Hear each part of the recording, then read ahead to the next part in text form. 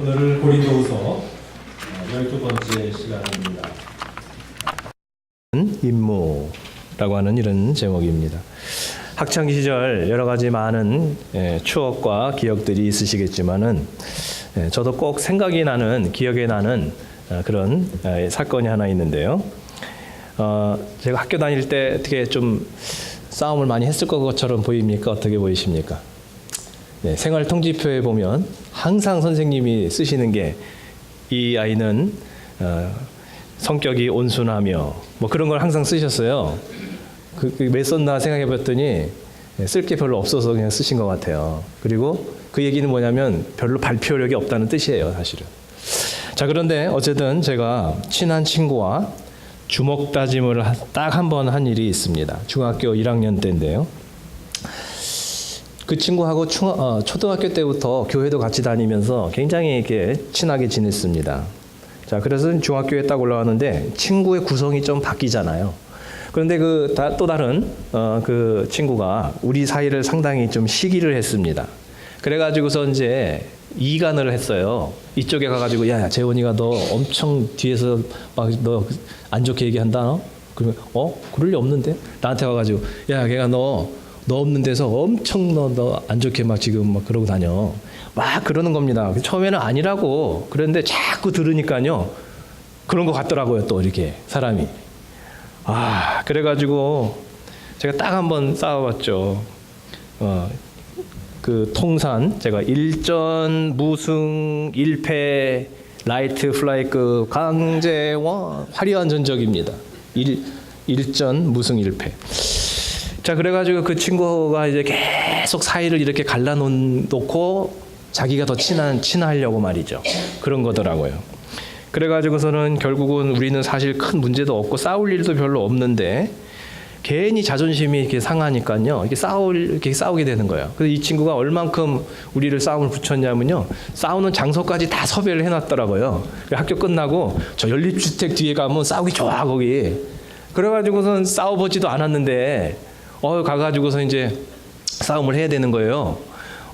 그래가지고서 이제 사실 막 감정을 막 더 험악하게 막 서로 만들어가지고 싸움을 막 해야 되는 거예요. 그래서 이제 결국은 우리 때는 이제 뭐 그 나이 때는 코피 나면 지는 거잖아요. 그냥 깔려가지고 한 대 그냥 맞고 코피 나고 그냥 끝냈죠. 네. 자, 그러고 나서 학교에서 말을 안 하고 이제 서로 이제 지내려고 하니까 너무 불편한 거예요. 그럼 나중에는 그러고 서로 이제 하다가 결국 화해를 했습니다.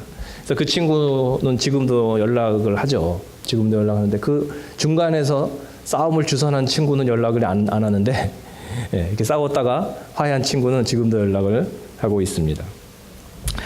자, 이게 싸움을 붙이는 건 참 안 좋은 것 같아요. 우리나라 옛말에도 흥정은 붙이고 싸움은 말려라 그렇게 얘기를 했습니다. 그런데 우리들 그 사람의 심리가 이상해가지고요. 남의 집 이웃집에 막 불이 나면 어떻게 하면서도 그걸 막 재밌게 보는 거예요. 그다음에 길에서 교통사고가 나면요, 사람들이 그 사고가 크게 났나 봐 하면서 그냥 그 사고를 다 보려고 말이죠. 차가 늦게 가는 거예요, 보니까.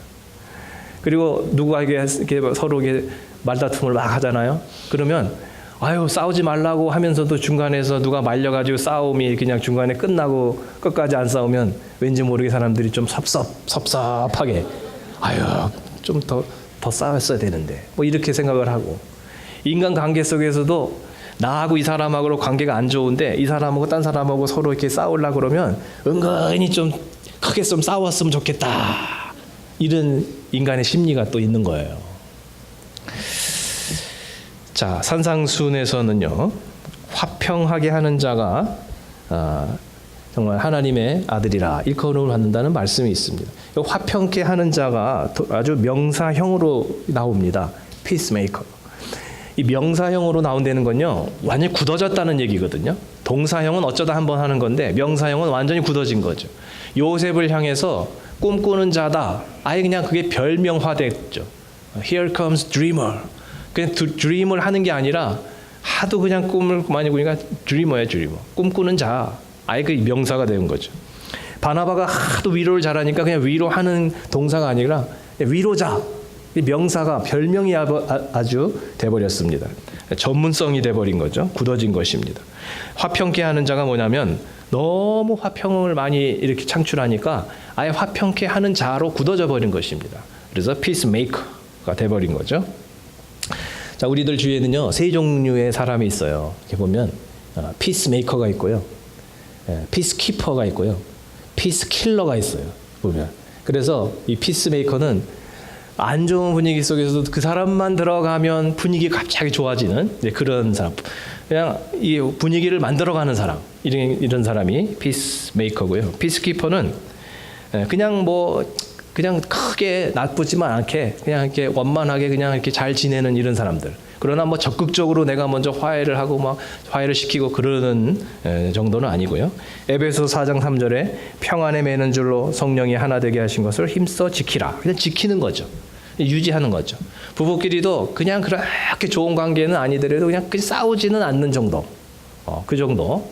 인간관계 속에서도 특별히 내가 막 적극적으로 뭐 이렇게 막 그러지는 않더라도 크게 뭐 다른 사람하고 잘 못 지내는 것은 없는 그 정도입니다. 피스킬러는 뭐냐면 이거는 가는 곳마다 트러블을 일으키는 트러블 메이커죠. 자, 여러분은 어떤 유형에 속하십니까? 그 사람만 가면 분위기가 갑자기 막 밝아지는 이런 사람들이 있습니다. 그 사람만 가면 갑자기 그냥 화기애애해지고 그 다음에 막 그 사람 가면 이야기꽃이 이렇게 막 더 피어나는 그런 사람이 있고요.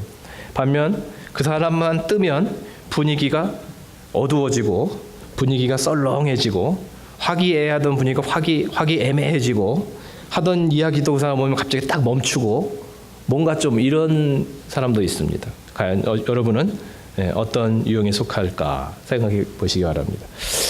자, 지난주 말씀 마지막 구절이 17절이었습니다. 그냥 복수 차원에서 한번 읽어보겠습니다. 자, 시작. 그런즉 누구든지 그리스도 안에 있으면 새로운 피조물이라. 이전 것은 지나갔으니 보라 새 것이 되었도다. 네, 지난주 말씀이 뭐예요? 우리가 그리스도 안에서 신앙을 갖고 거듭나고 새로워진다는 거죠. 새로워지면 우리들이 정말 삶에 애착이 생기게 되고 그리고 분명한 목표가 생기고 그리고 우리가 이기적인 삶에서 좀 이타적인 사람으로 아무래도 변화된다. 그 말씀을 드렸습니다. 자, 그리고 오늘 본문 18절로 이제 넘어오면서 정말 또 다른 변화가 한 가지 있다는 것입니다. 여러분 정말 예수님을 믿고 나서 우리가 많은 것이 바뀌게 됩니다. 성품까지도 어느 정도는 바뀝니다. 뭐 완전히 다 바뀐다고 제가 말씀드릴 수는 없지만 은혜 받고 예수님 믿고 우리 생각이 바뀌고 감정이 변화가 일어나니까요. 성품도 많이 달라져요. 심지어 얼굴도 많이 달라집니다. 그래서 은혜 받고 예수님 믿고 나서 친구들이 아주 오래 동창회 갔을 때 오래된 친구들이 나를 좀 못 알아봐야 돼요. 못 알아볼 정도로 얼굴에 변화가 있어야 됩니다. 그래서 우리 얼굴에 근육이 한 80개가 있다고 그러는데요. 그게 생각해 보세요. 그 80개 근육들이 조합이 돼가지고 한 6, 7천 개의 표정이 나온다는 거예요. 그러니까 이게 아주 미묘한 차이가 있는 거죠. 같은 표정도 이게 참 미묘한 차이가 있습니다. 어떤 사람이 나를 보고 이렇게 웃어요. 웃어도 웃는 게 조금 잘못 웃으면 나를 비웃는다고 생각을 해요. 그래서 똑같은 표정도 이게 있고요. 이게 있고 다 틀린 표정이. 똑같은 웃는 것도 표정이 조금씩 다 틀립니다. 그 6, 7천 개의 표정이 나온다는 거예요. 그러니 우리 마음의 생각이 바뀌고 감정이 바뀌고 성품이 바뀌는데 이 겉의 모습도 표정도 안 바뀔 수가 없는 거죠. 이게 바뀝니다. 자, 이렇게 많은 것이 바뀌는데 그래서 이제 우리가 얼굴에도 40이 넘으면 얼굴에도 책임을 지라는 거죠. 그런데 오늘 18절로 넘어오면서 또 한 가지가 바뀝니다. 거듭난 인생의 특징 중에 또 한 가지 바뀌는 것이 대인관계가 원만해진다는 거죠. 예수님 믿고 거듭나고 전보다 더 평화로운 삶을 살아가게 된다는 것입니다. 근데 여러분이 나는 예수님 믿고 더 싸워. 그러면 좀 생각을 좀 잘 해보셔야 돼요. 예수님 믿고 변화되면 이게 바뀐다는 거예요. 인간관계가 바뀝니다. 왜 그럴까요? 자기 중심적인 사람은 늘 다툴 수밖에 없습니다. 그런데 이타적인 사람은 평화를 만들 수밖에 없는 거예요.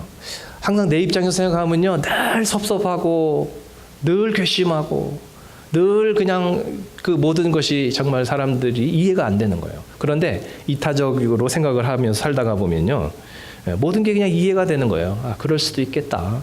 아, 저 사람 입장에서는 아마 내가 모르는 또 아마 그런 게 있나 봐. 뭔가 이렇게 마음이 너그러워질 수밖에 없는 거죠. 그러니까 평화로울 수밖에 없습니다. 삭막한 곳을 가더라도 이런 사람은 정말 생동감 있게 만드는 그런 사람입니다. 자, 이사야서 43장 18절 19절도 같은 맥락이라고 저는 생각하는데요. 한번 같이 읽어보겠습니다. 시작. 너희는 이전 일을 기억하지 말며 옛날 일을 생각하지 말라. 보라, 내가 새 일을 행하리니 이제 나타낼 것이라. 너희가 그것을 알지 못하겠느냐? 반드시 내가 광야의 길을 사막에 강을 내리니. 이렇게 변화되고 거듭나고 새로워진 사람은요, 비록 척박한 광야 길을 간다 할지라도, 그 다음에 메마른 사막을 지나간다 하더라도 그곳에도 길을 내고 그곳에서 물을 내고 내가 어디에 떨어지든지 그곳에서 꽃을 피우는 사람입니다. 그래서 환경을 탓하지 않고요, 옆에 있는 사람을 원망하지 않고요, 너 때문에 이렇게 됐다 이러지 않고요, 항상 그 상황 속에서 긍정적으로 생각하면서 거기서 생동감을 거기서 정말 이게 생명력을 이렇게 꽃을 피우고 향기를 바라는 그런 삶을 살아가는 사람이 바로 뭐냐? 이게 거듭난 사람이다. 이게 바로 피스메이커다. 이런 말씀을 하고 있습니다. 자, 이렇게 하나님께서 우리에게 원하시는 것은 피스메이커, 평화를 만들어가는 이런 사람인데, 자, 화평을 창출하는 사람이 되려면 제일 먼저 큰 전제 조건이 하나 있습니다. 자, 18절인데요. 자, 뭐라고 말씀하고 있냐면 이 모든 것이 하나님에게서 난다라고 하는 것입니다. 자, 우리가 그냥 내 마음에서 참 평화로워야지, 마음이 화평해야지, 그냥 마음에 평안이 있어야지, 그런다고 되는 게 아니라 하나님으로부터 온다는 것입니다. 그래서 우리가 사람하고 잘 지내려면 먼저 하나님하고 잘 지내야 된다는 것입니다. 하나님과 먼저 화해를 하세요. 하나님과 막힌 게 있으면요, 사람하고도 이게 막히는 겁니다. 하나님의 사랑을 받았을 때 다른 사람과의 사랑의 문제가 해결이 되는 것입니다. 그래서 하나님과 먼저 화해하고 하나님과 먼저 화평하고 그러고 나서 우리가 인간관계를 풀어갈 수가 있다라고 하는 것입니다. 그 다음에는 우리가 하나님과의 관계가 해결이 되면 하나님께서 우리에게 화목하는 직분, 화해의 사절단이 되라, 이런 새로운 사명을 우리에게 주셔서 나만 이제 화평한 것이 아니라 다른 사람도 화평할 수 있도록 도와주는 그런 역할까지 하나님이 하라는 것입니다. 자, 그 다음에 하나님과 관계가 해결되고 나서 그 다음에 화평을 창출하는 사람의 특징, 중요한 팁을 한 가지 여기서 말씀하고 있습니다. 자, 19절인데요. 19절에 보면 그들의 죄를 그들에게 돌리지 아니하시고 그랬는데 새 번역에서 보면요, 따지지 않는다, 그렇게 말하고 있습니다. 따지지 않는다. 자, 이게 굉장히 중요한 것입니다. 여러분, 우리 인간관계 속에서 정말 그 화평을 만들어내고 그다음에 화해를 여러분이 이렇게 만들어내기 위해서 중요한 것 한 가지가 있습니다. 그게 뭘까요? 예? 따지지 않는다. 따지지 않는다. 따지면 이게 안 됩니다. 어떤 분들은요, 그러신 분이 있어요. 화해를 하러 갔다가 더 싸우고 오시는 분들이 있어요. 왜 그러냐면요, 따져서 그래요. 화해라는 것은 뭐냐면, 참, 네, 이제 잘 지냅시다. 네, 미안해. 나도 사실 뭐 잘한 건 없어요. 우리 그냥 과거를 덮고 앞으로 이제 우리 좀 잘 지내자고요. 네, 좀 미안하게 됐습니다. 근데 그러면 이게 화해가 되는 거예요. 세상 사람들은 대포 한잔하면 그냥 그렇게 풀어요. 그런데 우리는 뭐냐면, 이게 이제 화해하러 가가지고 미안해. 근데 미안하다는 표정도 벌써 별로 안 미안하는 표정이며, 너 미안해.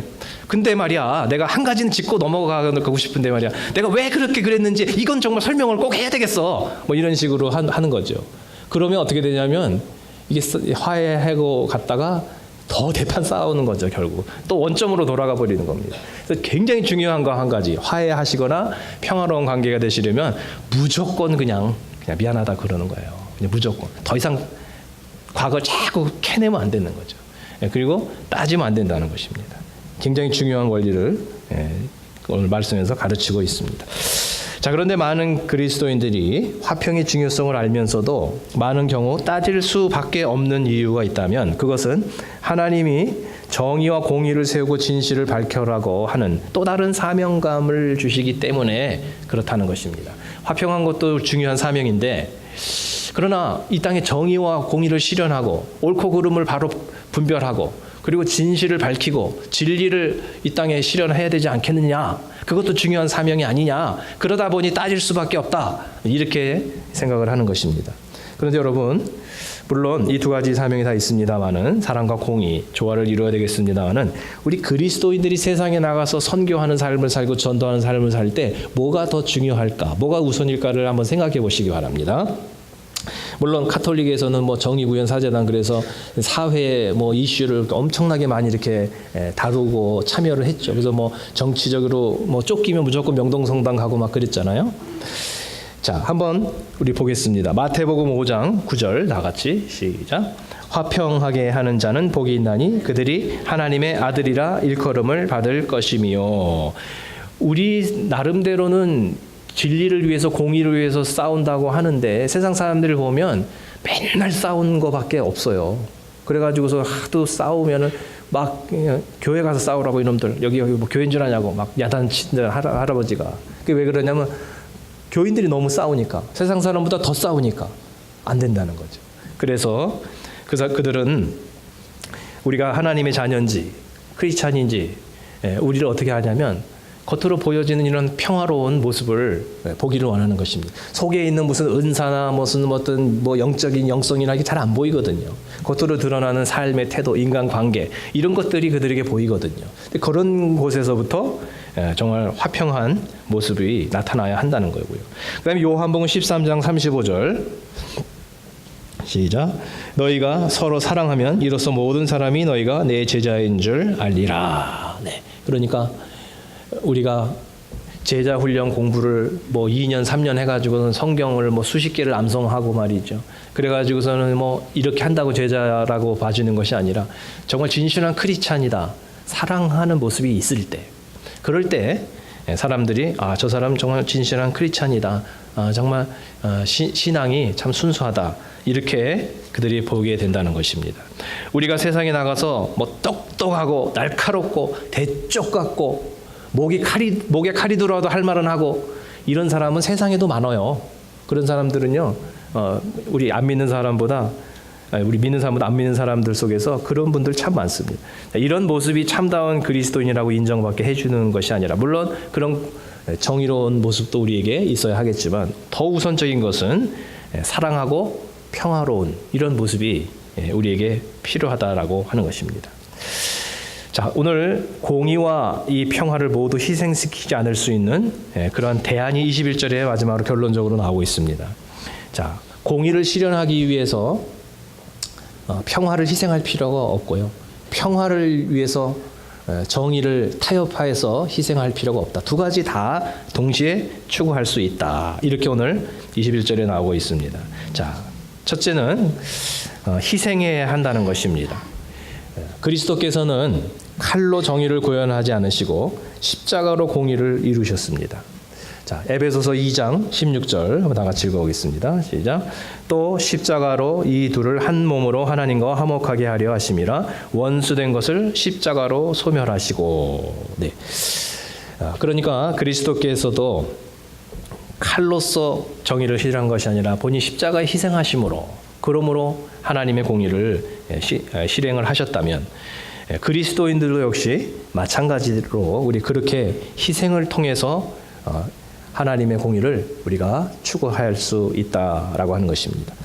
자, 오늘 그 화목이라고 하는 그 단어, 개정 성경에서는 화목이라고 그랬고요. 새 번역에서는 화해라고 했는데, 그리스 원어에서는 카탈라소라고 하는 단어인데, 이것이 뜻이 exchange라고 하는 그런 뜻입니다. 교환이라는 것입니다. 교환.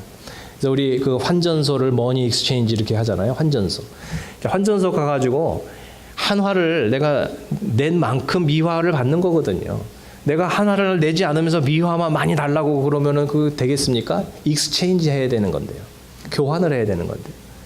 요즘 이 라러리가 뭐 엄청나 역대 최대 금액이라고 그래가지고 안 사시던 분들도 하나 사볼까 그러시는데 평상시 우리 같이 안 사는 사람은요, 아 내가 안 산 요번에 딱 사면 딱 될 것 같은 그런 거는 생각일 뿐이지 잘 안 된답니다. 그런 분들 그냥 수십 년을 꾸준히 일주일에 한 번씩 사고 이런 분들이 주로 더 되는 거예요. 확률이 뭐 그 엄청나게 희박하거든요. 자, 우리가 하나님 앞에 내가 뭔가 이기적으로 받으려고만 하면서 화해를 하려고 하는 사람이 있습니다. 인간관계 속에서 우리 잘 지내자. 자기는 하나도 희생을 하지 않는 거예요. 그리고 잘 지내자고만 하는 거죠. 이기적인 평화입니다. 평화는 내가 희생한 만큼 얻을 수 있는 것입니다.